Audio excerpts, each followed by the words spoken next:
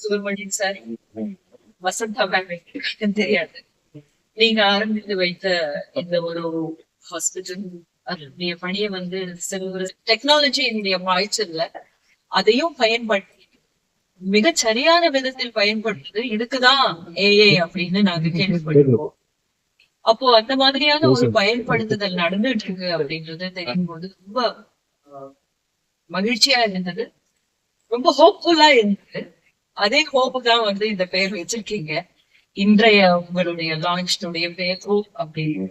நம்ம எல்லாருமே வந்து நமக்காக மட்டும் வாழல, நம்ம குடும்பத்துக்காக வாழ்ந்துட்டு, நம்ம குழந்தைகளுடைய முன்னேற்றத்துக்காக வாழ்ந்துட்டு இருக்கோம் அப்படிங்கிற போது நம்ம ஆரோக்கியத்தையும் நம்ம உடல் நலத்தையும் மத்தவங்களுடைய உடல் நலத்தையும் தான் வந்து நம்ம பாதுகாக்கிறோம் அப்படின்னு. அப்படின்ற போது இது ரொம்ப முக்கியமான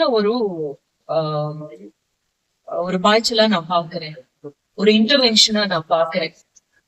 எல்லாருக்குமே வந்து நம்ம சொல்லிட்டு இருக்கிறது என்னன்னா, எல்லா வருஷமும் நீங்க வந்து ஸ்கிரீன் பண்ணிக்கங்க, ரொம்ப இம்பார்ட்டன்டா கேன்சருக்கு ஸ்கிரீன் பண்ணிக்கிறதுன்னு சொல்றது. நம்மளுடைய மனசுல எப்பவுமே ஒரு சின்ன பயம் இருந்துட்டே இருக்கும் எல்லாருக்கும்.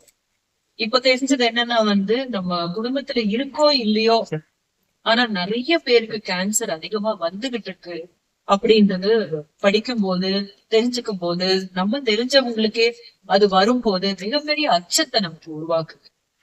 அப்போ அந்த அச்சத்தை நம்ம எப்படி போக்குறது அப்படின்னு பார்க்குறது, ஒரு ப்ரெசிஷன் ஜெனட்டிக்கல் ஸ்கிரீனிங் இருக்கு.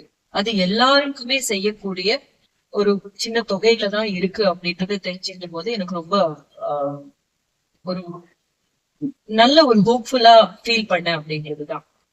ஏன்னா வந்து மருத்துவம் அப்படின்றது எல்லாமே எல்லாருக்குமே இருக்கணும், எல்லாருமே அணுகக்கூடிய ஒரு இடத்துல மருத்துவ துறை இருக்கணும், மருத்துவத்தினுடைய எல்லா ஸ்கிரீனிங்ஸும் இருக்கணும் அப்படின்னு நினைக்கிறது போது நித்யா மேம் சொன்னாங்க, எல்லாருக்குமான ஒரு விஷயமா தான் வந்து நாங்க இதை பார்த்துக்கிட்டு இருக்கோம். சோ நீங்க ஸ்கிரீனிங் பண்ணிக்கோங்க. ஒருவேளை ஏதாவது ஒரு பிரச்சனை இந்த மாதிரி இருக்குன்னு தெரிஞ்ச உடனே இங்க வந்து கண்டுபிடிச்சதுல இருந்து திருப்பி வராம இருக்கிற வரைக்கும் எப்படியான ஒரு வாழ்வை நம்ம வந்து வாழ்க்கை முறையை நம்ம வந்து பின்பற்றணும் அப்படின்னு சொல்லிட்டு இருக்காங்க அப்படின்னு பார்க்கும்போது மிக அற்புதமான ஒரு விஷயமா படிச்சது அது மாதிரி. ஆனா நம்ம வெளியில பார்க்கும்போது வந்து நம்ம சாப்பிட்டு இருக்கிற உணவு நம்மளுடைய உடல் நலத்துக்கு கேடு விளைவிக்கிற உணவுகளா தான் நம்ம வந்து சாப்பிட்டு இருக்கோம் அப்படின்றது தெரியும். பட் நம்மளுடைய சாய்ஸா இருக்க வேண்டியது என்ன அப்படின்றது எல்லாமே வந்து ரொம்ப அழகா இங்க சொல்லி கொடுத்துருக்காங்க.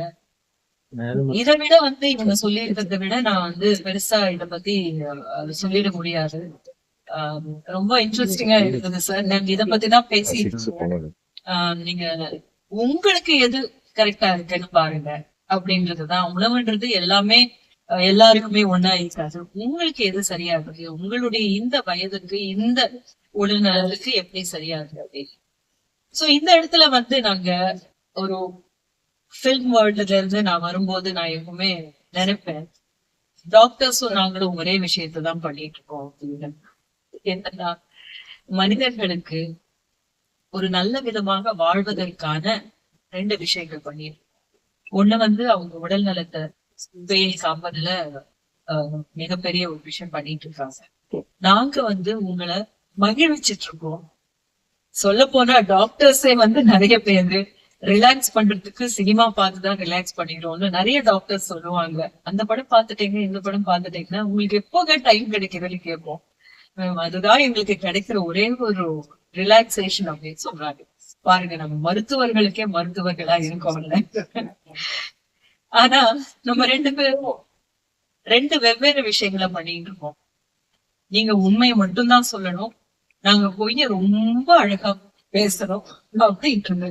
அந்த பொய்யை எவ்வளவு நிஜமா பேசுறோமோ, அதாவது நடிப்பு அப்படின்றது இல்லாத ஒன்றை உருவாக்கி உண்மை போல உருவாக்கி உங்களை எல்லாரையும் நம்ப வைக்கணும். அந்த கதாபாத்திரத்தை, அந்த கதையை நீங்க வந்து நம்புற மாதிரி பண்றோம்.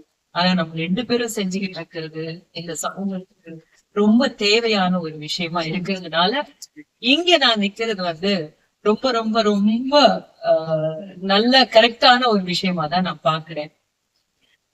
இது வந்து எப்பொழுதுமே நாம சொல்லலாம், கெட்ட பழக்கங்கள் இருக்க வேண்டாம். ஒருவேளை ஏதாவது நமக்கு வந்துருச்சுன்னா அதை எப்படி சரி செய்யணும் அப்படின்றதுக்காக உங்களுடைய உணவு பழக்கங்கள் எப்படி இருக்கணும், உங்களுடைய உடல் பருமனை வந்து கண்ட்ரோல் பண்றதுக்கு என்னென்னலாம் செய்யணும், இந்த மாதிரியான ஒரு ஹோலிஸ்டிக்கான ஒரு விஷயத்த இங்க பிரசன்ட் பண்ணிட்டு இருக்கிறத ரொம்ப வரவேற்கிறேன்.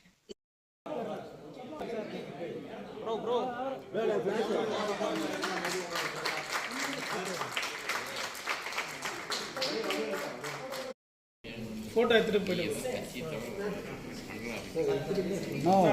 ஃபிளாஷ் என்ன சீக்கிரம் எடுத்துறீங்களா?